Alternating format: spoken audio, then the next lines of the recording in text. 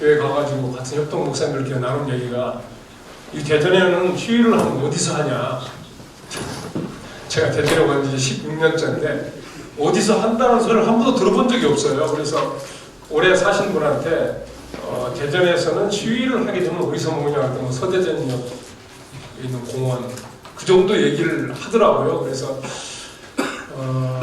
만약에 어떠한 뭐 움직임이 있어가지고 그런 그 시민들의 의사 표시가 있는 장소가 있다면 여하튼 그런 모임이 있어야 되지 않겠나 하는 생각이 드는데 마침 오늘 그 설교하시는 목사님께서 행동해라 앉아서 포럼 노가리 까는 거죠.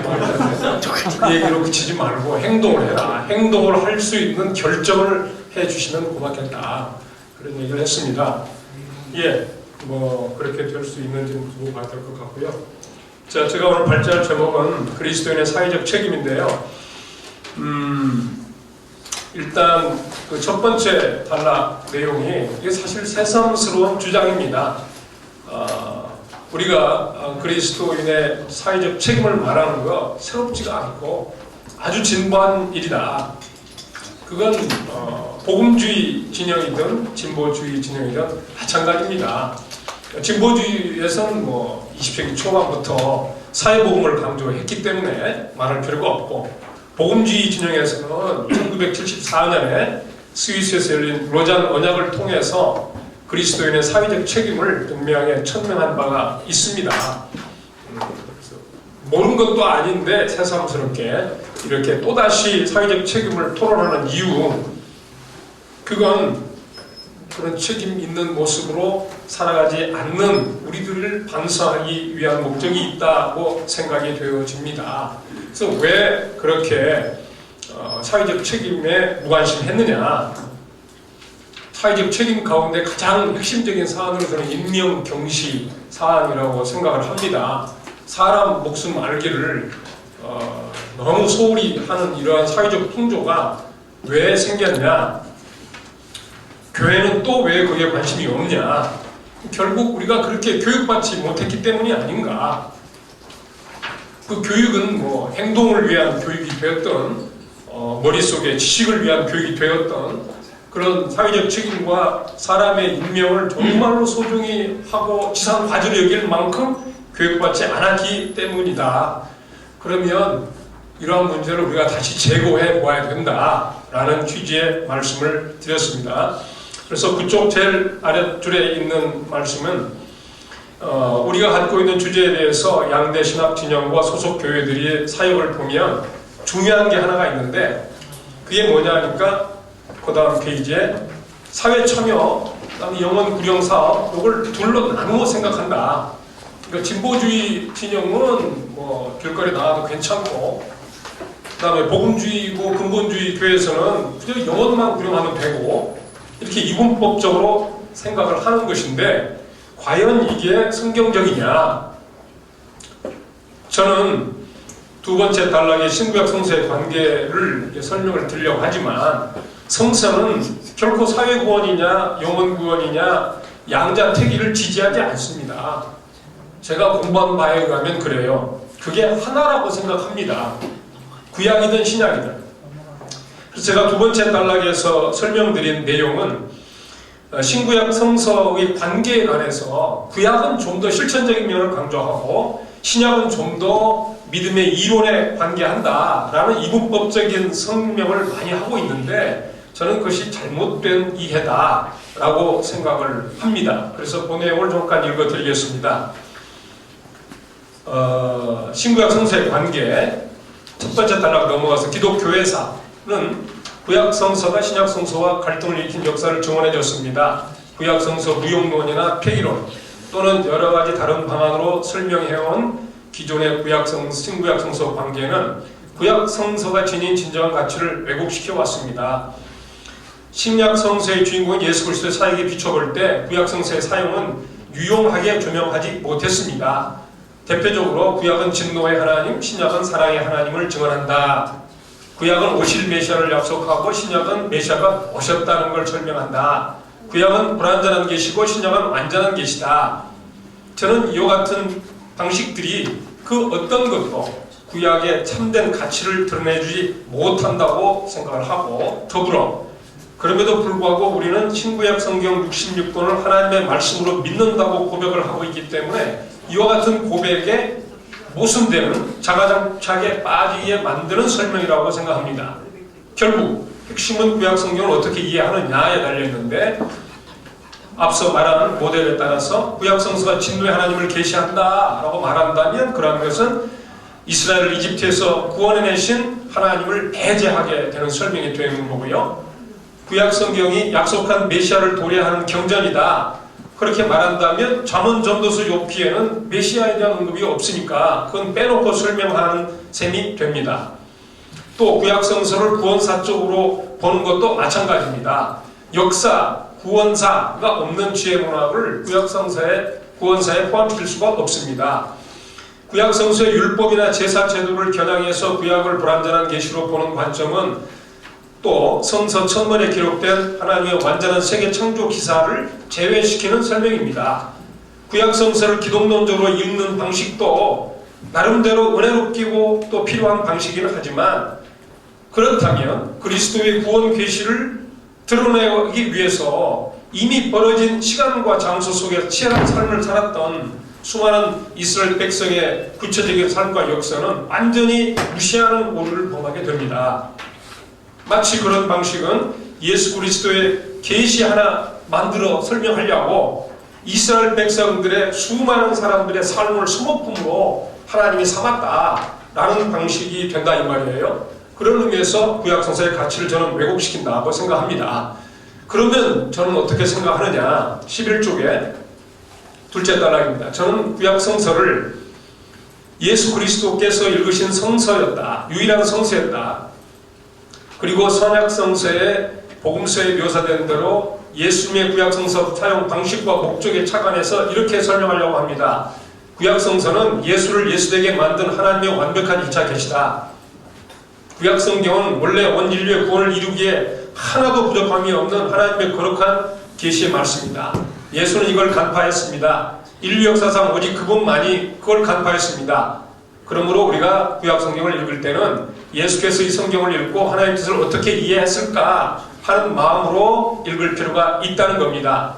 어쩌면 예수는 구약을 읽을 때 어느 구절이 자기 자신을 예언했을까, 어느 구절이 자기 자신을 암시하는 구절일까 라는 걸 찾기 위해서 읽지는 않았을 겁니다.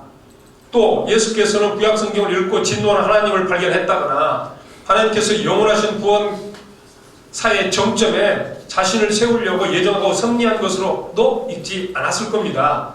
예수는 그저 유대인인 자신의 문화와 전통에 따라 회당에서 줄고 성경을 읽었지만 어느 유대인이나 랍비와 다르게 구약성서의 참 뜻을 이해했다고 저는 생각합니다. 안식이라는 유대인의 전통적 율례가 사실은 사람을 위해 존재한 것이었다는 점을 발견하고 논쟁한 기사가 예수님의 구약 읽기를 단적으로 보여준 경우라고 생각합니다. 정리하면 예수는 구약 성경을 읽고 거기서 하나님께서 지음받은 피조물이 된 사람이 마땅히 살아야 할 도리를 발견했다고 말할 수 있습니다. 예수는 구약 성경에 계시된 하나님의 뜻을 온전하게 깨달았을 뿐만 아니라 깨달은 내용을 완벽하게 삶으로 살아내신 유일한 분입니다. 그래서 그 예수를 우리는 우리의 주님으로 믿고 따르고 우리의 하나님으로 고백하는 것이라고 말할 수 있지 않을까 생각합니다. 그러므로 우리 그리스도인은 어떻게 하면 예수님처럼 살 수 있을까를 알기 위해 구약 성경을 읽을 때 예수님의 삶과 사역을 염두에 두고 읽으면 됩니다. 그렇게 읽는다면 구약의 가치를 왜곡치 않고 읽을 수 있다는 겁니다. 자, 이런 관점으로 개인 구원과 사회 구원이라는 이슈를 구약 성경을 쭉 읽어가 보게 되면 사실 구약 성경 그 어느 구절에서도 개인 구원이냐 사회 구원이냐 나누어 설명하지 않습니다. 이러한 관심사는 현대인의 관심이지 구약 성경에는 전혀 관심이 없는 주제였어요. 이하단 그걸 가지고 신구약 성경을 구약 성경을 창세기부터 신약 성경에는 예수까지 쭉 다 읽어보게 되면 제가 13쪽에 써놨습니다. 13쪽 처음부터 읽겠습니다. 처음에 우리가 제기했던 문제로 돌아가 보겠습니다. 일반적으로 복음서의 예수는 주로 개인 구원에 집중한 것으로 해석되어 왔고 이런 해석 전통에 따르면 예수님은 로마의 식민 통치와 제도를 정복시키려 하지 않은 것이 분명합니다. 또 예수는 유대교를 저버리지도 않았습니다. 유대교의 관습을 부인하지도 않았습니다. 그렇게 보면 어떻게 보면 예수님의 생애는 개인 구원에만 관심을 기울인 것처럼 볼 수도 있습니다. 그러나 이것은 중요한 한 가지 사실을 잊은 것인데 예수께서 개인 구원만 강조하고 사회구원을 지향하지 않은 게 아니라는 겁니다. 예수는 사람이 사회의 구성원이라는 사실을 주목했습니다. 로마의 식민 통치가 되었던 유대교의 사회든 그 가운데는 사람이 있습니다. 정치 시스템을 바꾸고 제도와 관습을 바꾼다 해도 사람이 바뀌지 않으면 아무것도 바뀌지 않은 것을 간파하신 거라고 생각합니다. 권력의 속성을 생각해 보십시오. 우리나라 대통령제가 바뀐 것도 생각해 보십시오. 어느 대통령이 돼도 임명피해, 임명경실은 항상 있습니다. 그걸 누가 맡게 할 거냐가 문제만 있는 거죠. 그런 면에서 예수는 사회복음을 말하지 않은 게 아니라 사회의 제도나 구성원인 한 사람 한 사람의 생명이 얼마나 소중한가를 역설한 것으로 볼 수 있습니다. 그러니 개인 구원이나 사회 구원 개념의 공통 분모는 사람입니다. 우리 교회가 믿는 예수님은 이 사람의 문제, 생명의 존엄성을 중시했습니다. 예수는 개인 구원, 사회 구원 나누지 않았고 사람이 변화되어야만 한다면 개인이든 사회 영역이든 구분하지 않았다고 생각합니다. 그런 의미에서 로마 식민 통치 체제를 전복하려는 독립운동을 전개하지 않은 것으로 보이고 유대교의 가르침인 구약의 참 의미를 전파하는 중에 유대교의 전통 파괴라는 누명을 뒤집어 쓰기도 했고 그래서 예수의 십자가의 죽음은 로마의 권력에 길들여진 유대교 사회와 제도가 사람이 얼마나 소중한지를 역설하고 그렇게 살아온 의로운 유대인 한 사람을 제거한 사건이고 하나님 편에서 보자면 그렇게 산 그분의 삶이 하나님이 보시기에 가장 합당한 삶, 즉 구원받은 삶의 길을 열어놓은 사건이었다고 해석할 수 있습니다. 그래서 예수의 부활은 생명을 소중히 다루는 삶만이 하나님이 기뻐하는 삶이라는 것을 증명해 보이는 그런 사건이라고 봅니다. 네 번째, 구원 개념 다시 진술하기라는 제목으로 저는 우리가 알고 있는 구원 개념을 새롭게 이해한다고 생각합니다. 위에서 저는 신구약 성서의 관계를 말했습니다. 신구약 성서는 개인 구원과 사회 구원을 이분법으로 나눈 일을 지지하지 않습니다. 두 가지 구원과는 예수의 삶과 가르침이 사람의 삶을 구원하는 데 초점을 맞추고 있다는 측면에서 공통분모가 있습니다. 그러므로 정치 시스템이나 사회 제도, 종교 관습, 교리적 가르침보다 더욱 중요한 건 사람입니다. 그래서 새롭게 고찰해야 될 개념이 바로 구원 개념인데 우리는 구원이 죄에서 벗어나고 죄의 결과인 사망에서 해방되어 생명을 얻는 것이다 이렇게 정의합니다. 이게 신약 성서를 문자적으로 해석한 그 결과고 가르침이라는 걸 인정하면서 이걸 다시 진술해 보려고 합니다. 사실 제가 구약 성서의 구원 개념을 다시 설명하는 방식은 지금부터 읽는 내용에 사실 잘 소개가 되어 있습니다만 여러분이 읽어보시면 무슨 말씀인지 알 것 같고 15쪽 첫 번째 단락입니다. 구약 성서에 구원관이 있다면 그건 하나님과의 관계를 올바로 맺고 살아가는 삶, 즉 정의와 생명과 평화를 추구하는 삶이라고 풀이할 수 있습니다. 그 관계가 구현되어야 할 영역이 개인으로 보느냐 사회로 확대되느냐 이걸 묻는 것은 유치한 질문입니다. 우리가 사는 모든 영역에서 그건 실현돼야 됩니다. 반복해서 진술한다면 예수를 믿으면 구원받는다는 말은 스스로 신이 되어 살았던 삶을 포기하거나 청산하고 하나님이 정해놓으신 원칙과 질서에 따라 이 세상에서 피조물답게 순응하며 살기로 작정한다는 것입니다. 그 또는 그녀는 이제부터 피조물의 위치로 되돌아가 하나님의 통치를 받는 것입니다. 그것을 성서가 천국을 소유했다, 천국에 들어간다, 영생을 얻었다 라고 언급하고 있는 말씀의 의미입니다. 그러므로 정의로운 삶, 생명을 소중히 여기는 삶, 평화를 추구하는 삶을 사는 게 구원입니다. 다섯째, 그리스도의 사회적 책임 다시 이해하기 구원은 하나님과의 관계 회복이다는 정의에 비추어 그리스도인의 사회적 책임을 정리해 보겠습니다. 그건 교회의 책임을 말하는 일과 다르지 않습니다. 이 말을 교회나 그리스도인이 오로지 사회 개혁이나 변혁을 주창해야 한다는 뜻으로 오해하면 곤란합니다. 개인의 삶의 영역은 사회로 확장되고 거기서 구현된다는 취지에서 교회와 그리스도인이 우리 시대에 우리 사회에 살고 있는 모든 사람의 목숨과 존엄성을 소중히 여기는 자세로 살아야 한다는 뜻입니다.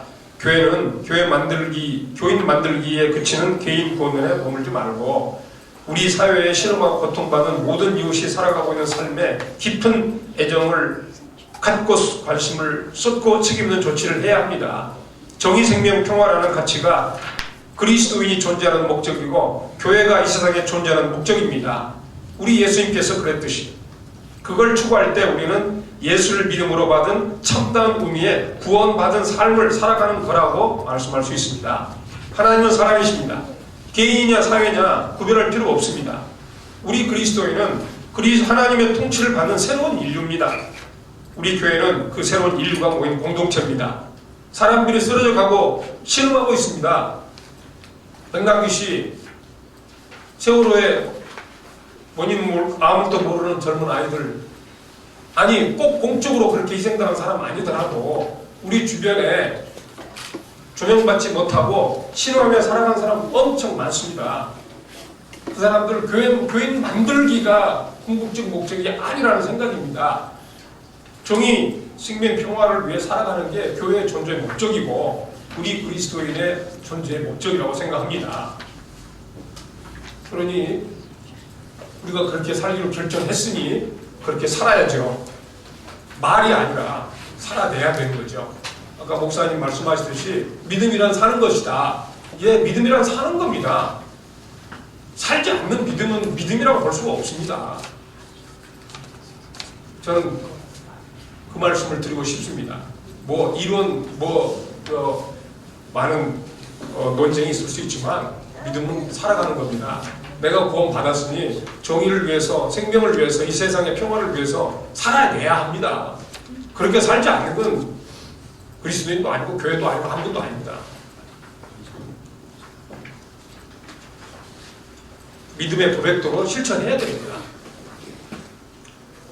예, 제 발전을 마치겠습니다.